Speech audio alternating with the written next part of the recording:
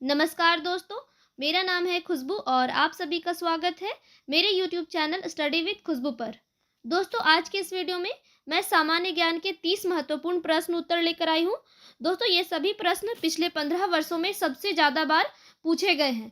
दोस्तों, अगर वीडियो पसंद आए तो प्लीज़ लाइक कीजिएगा और वीडियो के अंत में मैंने एक सवाल पूछा है, आपको उसका जवाब पता होगा तो कमेंट करके जरूर बताइएगा।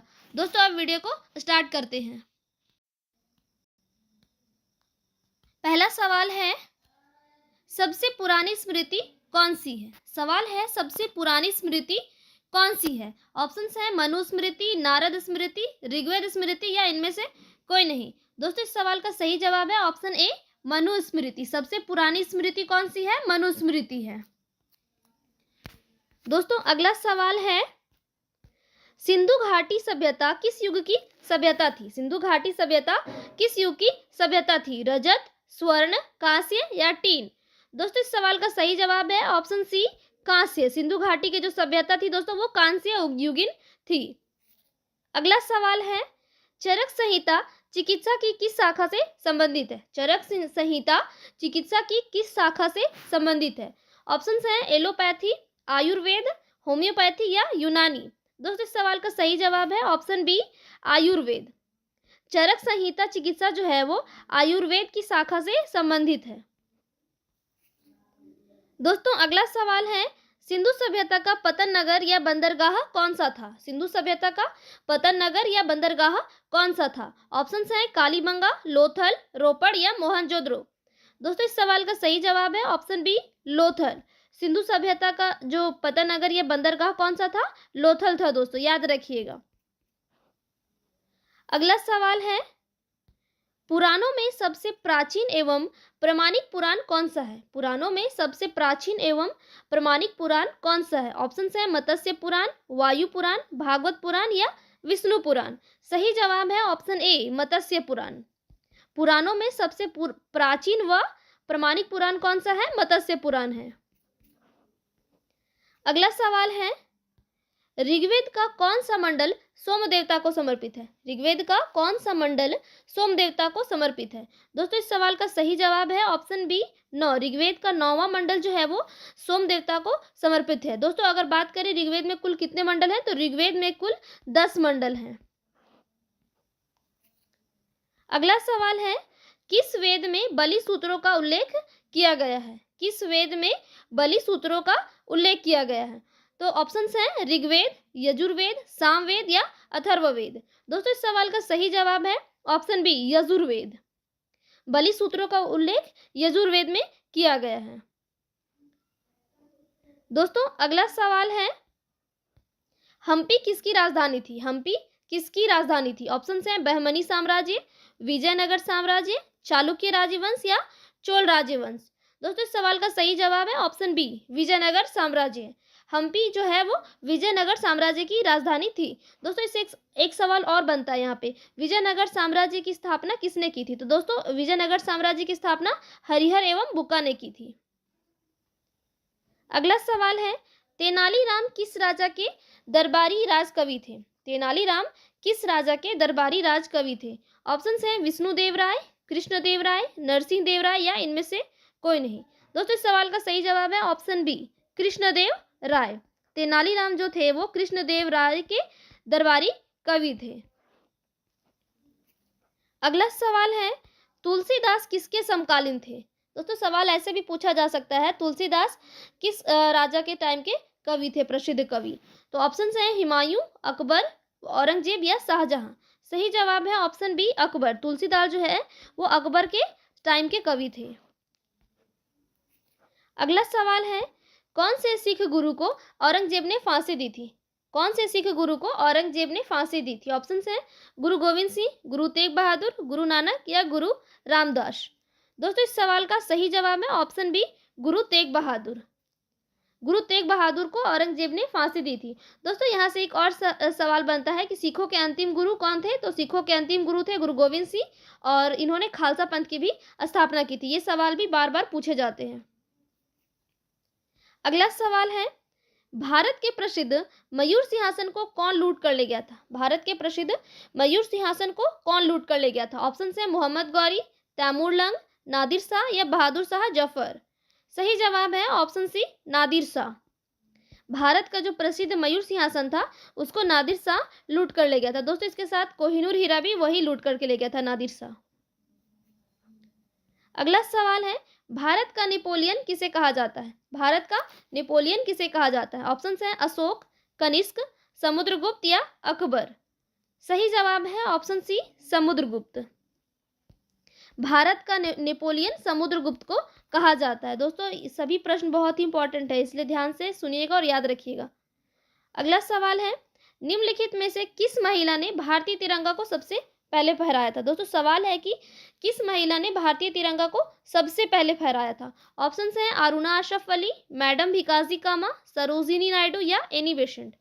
सही जवाब है ऑप्शन बी, मैडम भिकाजी कामा। सबसे पहले मैडम भिकाजी कामा ने भारतीय तिरंगा को फहराया था।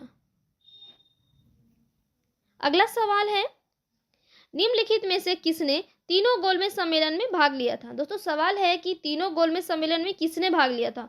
ऑप्शन है महात्मा गांधी, जवाहरलाल नेहरू, भीमराव अंबेडकर या बाल गंगाधर तिलक?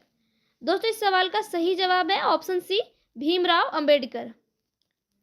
भारत में 3 गोलमेज सम्मेलन हुए थे और उसमें ये भीमराव अंबेडकर ऐसे व्यक्ति थे जो तीनों गोलमेज सम्मेलन में शामिल थे। अगला सवाल है, विधवा विवाह कानून किसने पास किया था? विधवा विवाह कानून किसने पास किया था? ऑप्शन है Lord Canning, Dalhousie, William Bentinck या विल्किंसन? सही जवाब है ऑप्शन ए, लॉर्ड कैनिंग। विधवा विवाह कानून को लॉर्ड कैनिंग ने पास किया था। किसने पास किया था? लॉर्ड कैनिंग ने। अगला सवाल है, भारत में अंग्रेजी शिक्षा की शुरुआत किसने की थी? भारत में अंग्रेजी शिक्षा की शुरुआत किसने की थी? Lord Canning, Dalhousie, William Bentinck या लॉर्ड मैकाले? दोस्तों इस सवाल का सही जवाब है option D, Lord Macaulay. Bharat में अंग्रेजी शिक्षा की शुरुआत लॉर्ड मैकाले ने की थी। अगला सवाल है, गुब्बारे में कौन सी गैस का प्रयोग किया जाता है? गुब्बारे में कौन सी गैस का प्रयोग किया जाता है? ऑप्शन है हाइड्रोजन, हीलियम, ऑक्सीजन या ऑर्गन? दोस्तों इस सवाल का सही जवाब है ऑप्शन बी, हीलियम। गुब्बारे में हीलियम गैस का प्रयोग किया जाता है। अगला सवाल है, फाउंटेन पेन का आविष्कार किसने किया था? फाउंटेन पेन का आविष्कार किसने किया था? ऑप्शन है फ्रैंकलिन, एयरमैन, वाटरमैन या न्यूटन? दोस्तों इस सवाल का सही जवाब है ऑप्शन सी, वाटरमैन।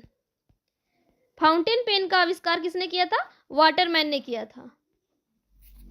अगला सवाल है, सोडियम कार्बोनेट का व्यापारिक नाम क्या है? सोडियम कार्बोनेट का व्यापारिक नाम क्या है? धोने का सोडा, खाने का सोडा, कास्टिक सोडा या सिंदूर? दोस्तों इस सवाल का सही जवाब है ऑप्शन ए, सोडियम कार्बोनेट का व्यापारिक नाम है धोने का सोडा। दोस्तों अगर इसका रासायनिक सूत्र का बात करें तो इसका रासायनिक सूत्र है NO2CO3, NO2CO3, सोडियम कार्बोनेट। अगला सवाल है, चतुर्थ स्तंभ शब्द निम्न में से किसे इंगित करता है? दोस्तों सवाल है कि चतुर्थ स्तंभ देश में किसे कहा जाता है या किसको संबोधित करते हैं चतुर्थ स्तंभ कहकर?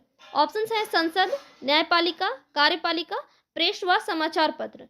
दोस्तों इस सवाल का सही जवाब है ऑप्शन डी, हमारे देश में प्रेस व समाचार पत्र को चतुर्थ स्तंभ से इंगित किया जाता है। मीडिया को भी बोल सकते हैं, चतुर्थ स्तंभ मीडिया है। अगला सवाल है, गौतम बुद्ध का बचपन का नाम क्या था? गौतम बुद्ध का बचपन का नाम क्या था? ऑप्शन है सिद्धार्थ, वर्धमान, गौतम या राहुल? दोस्तों इस सवाल का सही जवाब है ऑप्शन ए, गौतम बुद्ध का बचपन का नाम था सिद्धार्थ। और दोस्तों ये जो वर्धमान है ये महावीर के बचपन का नाम था। सिद्धार्थ जो है वो गौतम बुद्ध के बचपन का नाम है और वर्धमान महावीर के बचपन का नाम है।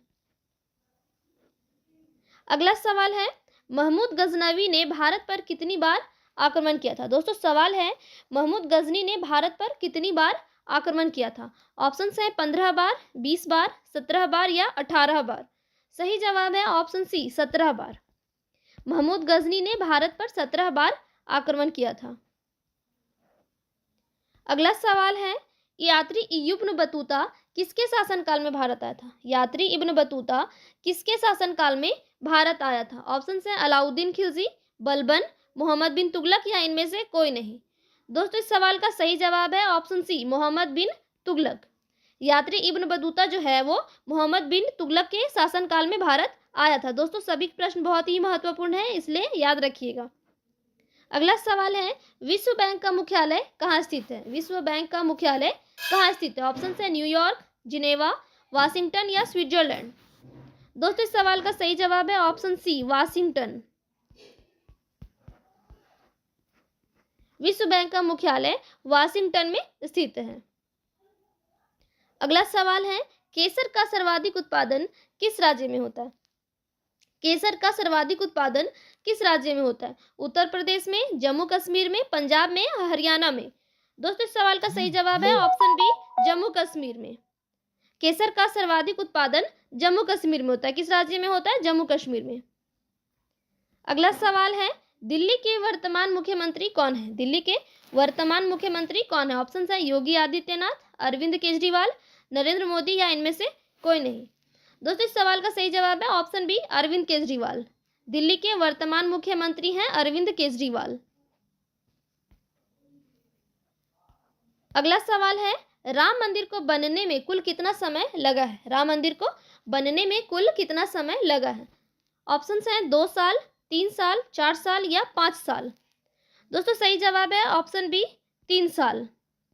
राम मंदिर को बनने में 3 साल का समय लगा है। दोस्तों राम मंदिर कहाँ पर है? तो उत्तर प्रदेश के अयोध्या नामक स्थान पर है।